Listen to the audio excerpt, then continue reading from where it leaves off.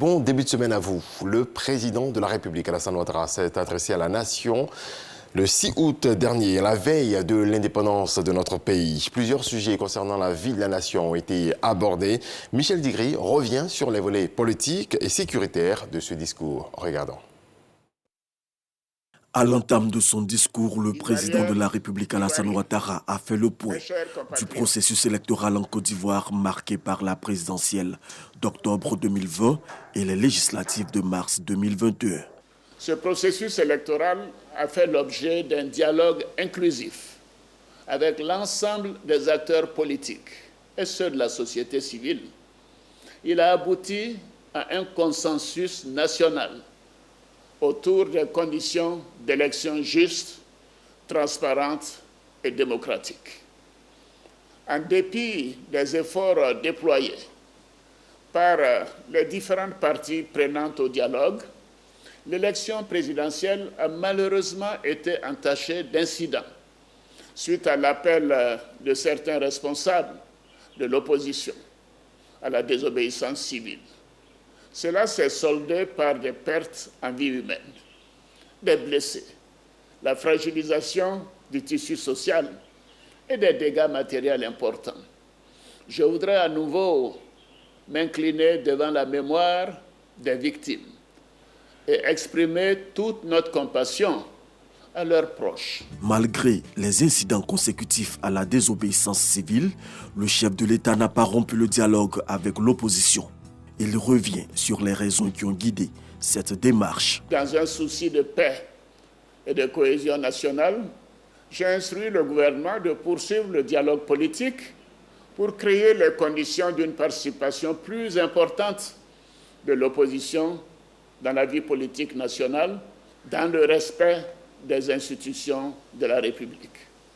Je me réjouis donc que l'opposition ait pris part aux élections législatives de mars 2021. Nous avons aujourd'hui une Assemblée nationale plurielle. Pour la première fois depuis 2 décennies, comprenant tous les partis politiques significatifs de notre pays. Ce dialogue, je l'ai poursuivi moi-même avec mon aîné, le président Henri Konan Bédié, le 11 novembre 2020, et plus récemment avec mon jeune frère, le président Laurent Gbagbo, le mardi 27 juillet 2021. Je salue la rencontre de mes 2 frères à Daoukro, 2 semaines auparavant. Pour matérialiser sa volonté de créer un climat social apaisé, le président de la République a pris plusieurs mesures. Ce vendredi 6 août, j'ai procédé à la signature d'un décret accordant la grâce à 9 personnes condamnées pour des infractions commises à l'occasion de ces mêmes événements. L'examen de la situation d'autres personnes encore détenues se poursuit. Par ailleurs, j'ai aussi procédé à la signature d'un décret accordant une remise gracieuse de peine à 3000 condamnés, dont la peine restant exécutée est inférieure ou égale à 1 an. Bien évidemment, cette mesure ne concerne pas les personnes condamnées pour des crimes de sang. Au plan sécuritaire, le chef de l'État a rassuré les Ivoiriens face à la menace terroriste. Les velléités d'attaque terroristes sont sous contrôle grâce au professionnalisme et à l'esprit républicain de nos forces armées. Je les félicite et je leur renouvelle toute ma confiance. Je m'incline devant la mémoire de tous ceux qui sont tombés au champ d'honneur pour la défense de notre patrie. Je tiens à rassurer l'ensemble de nos populations que le gouvernement ne ménagera aucun effort pour garantir la sécurité des personnes et des biens sur l'ensemble du territoire national. L'État continuera à mettre les moyens nécessaires à la disposition de nos forces de défense et de sécurité, notamment en matière d'équipement et de formation, à travers l'Académie internationale de lutte contre le terrorisme de Jacquesville. Le président de la République Alassane Ouattara invite les Ivoiriens à fédérer leurs énergies autour de la cohésion sociale et la réconciliation pour relever tous les défis de développement du pays. Sortir de l'extrême pauvreté, c'est l'objectif du projet des filets sociaux mis en place par le gouvernement ivoirien. Aujourd'hui, ce projet concerne 227 000 ménages, 36 000 francs CFA. C'est le montant trimestriel alloué à ces familles de 2019 à aujourd'hui.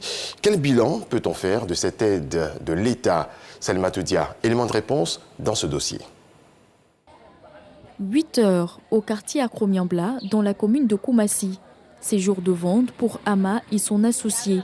Dans cette ruelle, elles entament une autre matinée de vente avec espoir d'écouler leur première marmite de placali, un mets ivoirien. Au début, quand on avait eu l'idée là, on n'avait pas d'argent. On m'a posé, on m'a dit, ah voilà, c'est qu'on a décidé de faire, mais il n'y a pas l'argent. Donc on a dit comme ça que si l'argent arrive, il va never dedans pour me donner, puisqu'on avait s'associer. Donc elle et moi, on s'est rencontrés, on a commencé à faire les calculs, combien il faut. Il m'a donné 10 000, elle a complété 10 000, ça fait 20 000. Donc on a commencé tout avec. Faire le marché, acheter quelques assiettes avec 20 000. 6 mois qu'elles ont démarré cette activité qui leur apporte en moyenne 1 000 francs par jour comme marge de bénéfice.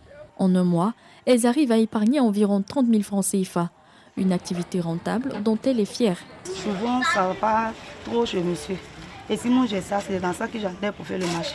Une entraide entre partenaires rendue possible grâce au projet filets sociaux productifs dont Armand, le conjoint, est bénéficiaire. Nous le rencontrons dans ce salon de coiffure homme dont il est le propriétaire depuis 1 an grâce aux allocations trimestrielles du projet filets sociaux productifs. J'ai beaucoup pensé à faire ce salon, mais il n'y avait pas les moyens. Les agents du projet social, quand ils sont venus me croiser, il a douté, dans le début il a douté. Et c'est comme ça qu'on s'est inscrit, on nous a enrôlés. Effectivement, après les 3 mois, les 36 000 francs sont venus. Et on a trouvé ça, cela était vraiment vrai. Et quand moi j'ai créé le salon, on a mis à tête comme ça qu'elle doit faire quelque chose. Donc on attend l'autre 36 000 francs qui va venir. Et 3 mois après, les 36 000 francs sont venus. Et elle s'est associée avec sa camarade. Ils ont mis les projets de placali là en place. Il gagne 3 à 4 000 francs CFA comme marge de bénéfice journalier, ce qui lui permet d'installer devant son magasin d'autres activités génératrices de revenus, une cabine téléphonique et une cordonnerie. Armand ambitionne d'ouvrir un second salon de coiffure. Le projet filets sociaux productifs prend en compte 227 000 ménages dans l'ensemble des 31 régions du pays, dont 1905 villages pour un montant d'environ 42 milliards de francs CFA, comme volume de redistribution des allocations vers les ménages à ce jour. C'est sur la base des données statistiques de l'Institut national de la statistique, particulièrement les enquêtes niveau de vie des ménages, que nous arrivons donc à prioriser, à faire une classification des localités qui sont donc exposées à la forte prévalence de la pauvreté. Une enquête est donc conduite auprès des ménages des localités qui sont concernées, qui permet donc de classer les ménages des plus pauvres aux moins pauvres. Le gouvernement nous a instruit de faire en sorte que cela puisse avoir l'onction de la communauté à travers une approche participative. Ce sont donc les communautés elles-mêmes, en milieu rural, qui au cours d'audiences publiques vont donc valider la liste qui est issue, n'est-ce pas, de l'enquête statistique. Dans le milieu urbain, nous capitalisons sur ce qu'on appelle les comités locaux de ciblage. Un consensus social qui facilite la redistribution de la croissance en priorisant les plus affectés. Pour Clarisse, bénéficiaire, c'est une bouffée d'oxygène. Grâce à son commerce de vivrier, elle arrive aujourd'hui à prendre en charge ses 4 enfants depuis le départ de son époux du foyer conjugal. On nous donne des conseils, si vous prenez, c'est pour regarder les enfants, donc c'est pas pour aller payer pain dans nos marchés pour manger. Donc depuis le jour ils ont dit ça là, quand ils prennent pour moi, je mets mes 10 000 à côté, ils prennent le reste et me prennent mes marchandises et bien mais ça. Je gagne 45 000, les 45 000 là, il y en a les 25 000, maintenant les 20 000 là, ils mettent ça de côté. Sorti les ménages des situations d'extrême pauvreté, voilà ce qui a conduit Belmondo Dogo, la ministre de la Solidarité, de la Cohésion sociale et de la lutte contre la pauvreté, à arpenter les ruelles des communes d'Abidjan. À Port-Boué, dans les quartiers de Jean Folly ou encore à Djoufou, où nous l'avons rencontrée, elle était aux côtés de Volina, Emma et Mariam, respectivement vendeuses d'attiéké, de porc et tenancières de kiosques à café. C'est vrai que le projet en lui-même, c'est au bout de la 3e année que celui qui est éligible est appelé à avoir une activité génératrice de revenus. Mais ce que nous avons constaté aujourd'hui, c'est que pendant qu'ils sont dans le programme, ils ont su dégager les moyens qu'il faut pour avoir l'activité génératrice de revenus.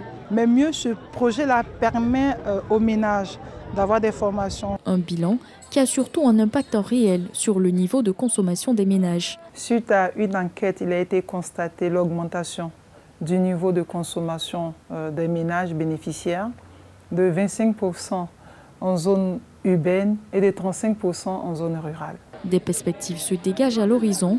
Le train de solidarité devrait embarquer d'autres bénéficiaires. En termes de perspectives, ce qui est prévu est d'augmenter le nombre de bénéficiaires de 20 000 nouveaux ménages pour l'année 2021. Les efforts du gouvernement se poursuivent afin de permettre une meilleure redistribution des richesses qui nous permettra de réduire le taux de pauvreté qui est de 39,4% à 25% d'ici à 2030. L'État veut institutionnaliser ce mode d'intervention à travers un programme afin d'amplifier ce élan de solidarité pour le bonheur des Ivoiriens.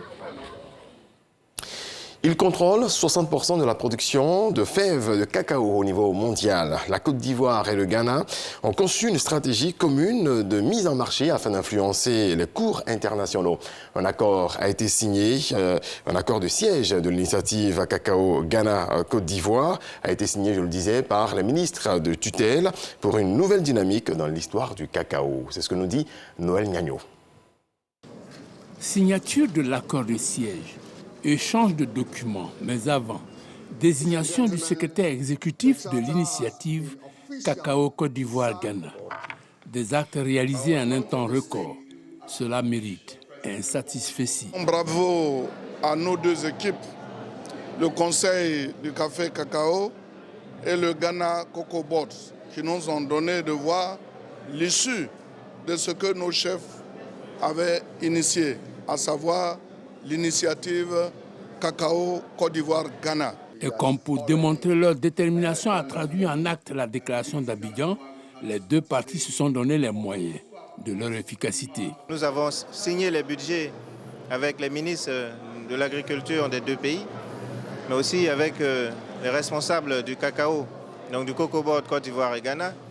Et dans ce sens-là, aujourd'hui, c'est une fierté de pouvoir prendre fonction formellement avec tout ce qu'il faut pour rendre le travail efficace. Le Ghana et la Côte d'Ivoire, plus de 60% de l'offre mondiale de l'or brun rendent ainsi formelle la déclaration d'Abidjan. Premier gain, le DRD, différentiel de revenus décent.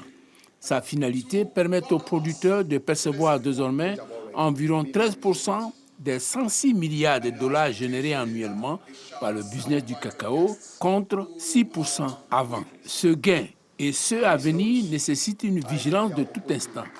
Et les gestionnaires de la filière au niveau des deux pays et leurs experts sont disposés à braver tous les obstacles.